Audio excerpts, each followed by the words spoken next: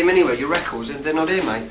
I've left them all behind in another flat, trodden on them, been sick on them. I don't have any. Oh, well that's no... What are we going to do? I knew you'd do this. I just happen to have a little list here. Yeah. Go out and get them. What? I got to be your friend now, baby.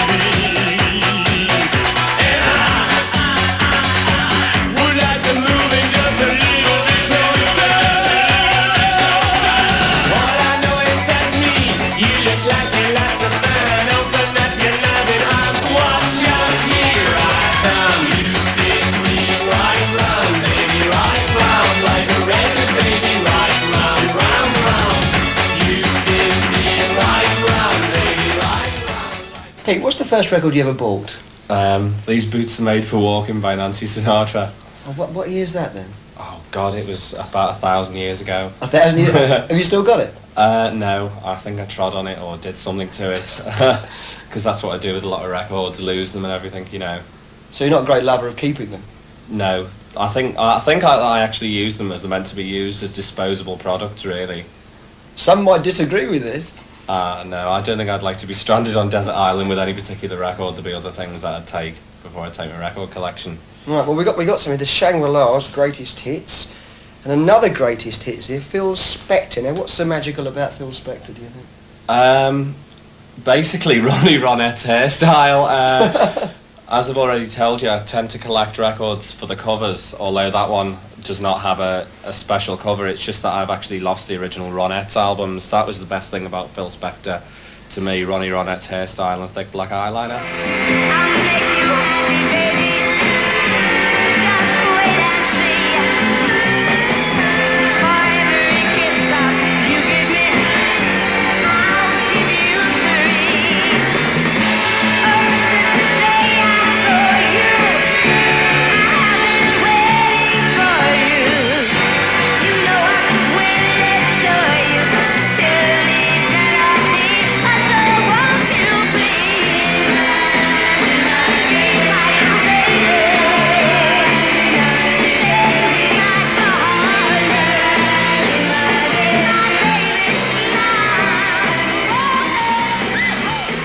Ah, now the B-52s. Now what about them? What's so magical about them? The wigs. The wigs!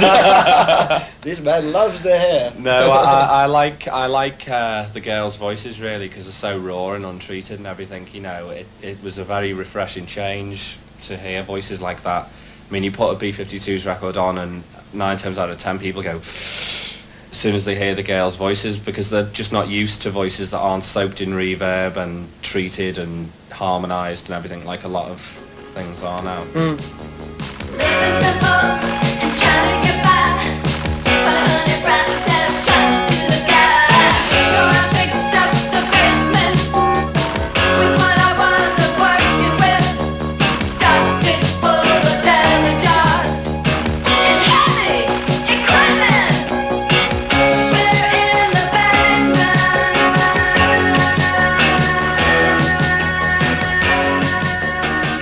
Why this fascination with hairstyle? I mean, It isn't just it's just the imagery of them that I really liked. There's something so artificial about it. I don't like this back to nature thing, you know. Then men were men and women were women, you know. well, that's fair enough. Now the golden hits of Dusty Spring were definitely a woman. What a wonderful cover.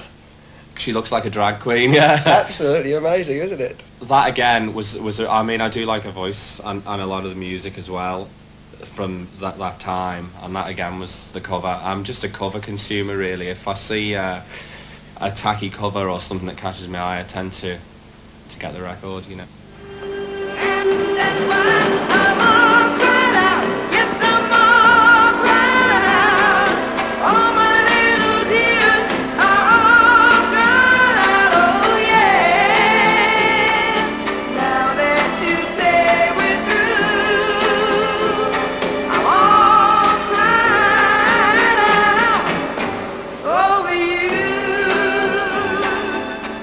I noticed one thing, Pete. These are all women. Why is this? I mean, from that era, which is a lot of the time I was growing up when I had an older brother that played a lot of records, the men never interested me. At all? No. That's really odd. Rufus and, oh, here we go again, Chaka Khan. I mean, not a brilliant cover. It's an awful cover, but it's got the track Ain't Nobody on, which is my favourite Chaka Khan song anyway. And cliches, I think she's really talented, man. And I also think, you know, her body's great as well as her hairstyle. Hey, what do you mean her body's great? Oh, have you seen it? Really? Lost in my way. Do I got to keep on talking? I can't go on. See your way. Break the dawn that I love. Be gone. We can work it out. We can work it out. Think about that side. Get on by, did your thing. It's alright. We can work it out. Get a say goodnight.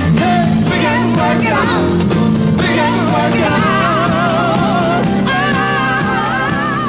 Here we go again. A lady with a different hairstyle, Lena Lovitch. It's not really a hairstyle, Well, it's just cloth. yeah. Mainly because I think she was greatly underrated in her day. I mean, I can't say that album or any of her albums are my favourite records or anything. It's just that she's somebody who I admired for staying so apart from everything that was going on. And then people like Hazel O'Connor just came and stole everything she'd done and milked it dry. And where's poor old Lena now, you know?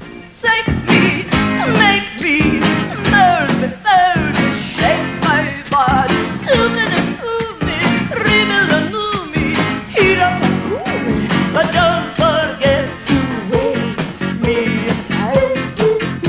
Hello, heaven, turn my mind, tired old days, a little surprise, I wonder what the future will bring. Now perhaps one of the greatest, Mae West, Great Balls of Fire. Now I've not come across this album before, Pete. No, I don't think you ever will again, unless you do this with Mae West. You probably got a copy somewhere, but I found that in a junk shop, and again the cover, not the front cover, the back cover. The back, is it? And the idea of her being with a band called the Hot Rockers. Look at that. And I mean, she does light my fire on that, which really shows Jim Morrison a trick or two, you know, just the way it should be done. Good grief. I mean, how old is she there, do you reckon? 82 she was when she did that album. One last question then, Pete. Well, if you could own one record, one that you'd really like to have again, or you lost it, you'd trod on it, or someone threw it away, what would it be? It'd be Mae West's other LP, because there's nothing like her records for getting rid of uninvited guests. You know, you get somebody round in your house and you don't really want them to stay very long, you put her album on and everyone starts going, ooh, is that the time? So her other album. You know that it would be untrue.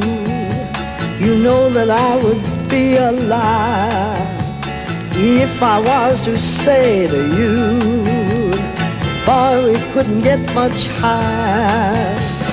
Come on, baby, light my fire.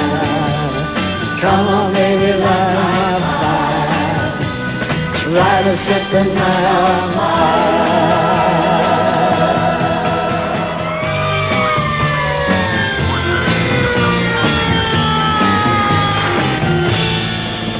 Where's the fire? Where's the fire? In your eyes, big boy, in your eyes.